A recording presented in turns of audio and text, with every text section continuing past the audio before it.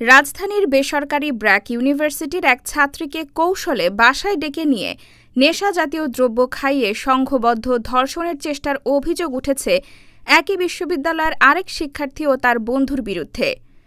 অভিযুক্তদের হোয়াটসঅ্যাপ বার্তায় পূর্বেও বিভিন্ন অপ্রাপ্তবয়স্ক কিশোরী ও তরুণীকে একইভাবে ফাঁদে ফেলার পরিকল্পনার প্রমাণ পাওয়া গেছে। বৃহস্পতিবার ৩০ জুলাই দিবাগত রাতে রাজধানীর একটি ভাড়া বাসায় এই ঘটনা ঘটে।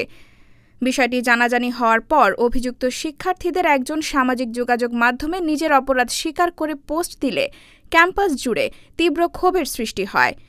শিক্ষার্থীরা অবিলম্বে অভিযুক্তদের স্থায়ী বহিষ্কার ও দৃষ্টান্তমূলক শাস্তির দাবি জানিয়ে বিশ্ববিদ্যালয়ের সংশ্লিষ্ট কর্তৃপক্ষের দৃষ্টি আকর্ষণ করেছেন। শিক্ষার্থী ও প্রত্যক্ষদর্শীদের দাবি, অভিযুক্ত শিক্ষার্থী কৌশলে এক ছাত্রীকে বন্ধুর বাসায় নিয়ে গিয়ে কোমল পানীয়ের সঙ্গে ঘুমের ওষুধ মিশিয়ে অচেতন করেন।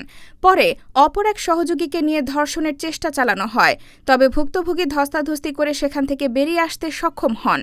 ঘটনার পর অভিযুক্তদের হোয়াটসঅ্যাপ কথোপকথনে একই ধরনের পরিকল্পনার তথ্য পাওয়া গেছে বলে অভিযোগ উঠেছে। এদিকে অভিযুক্তদের একজন সামাজিক যোগাযোগ মাধ্যমে একটি পোস্টে নিজের সম্পৃক্ততার কথা স্বীকার করেছেন বলে দাবি করা হয়েছে।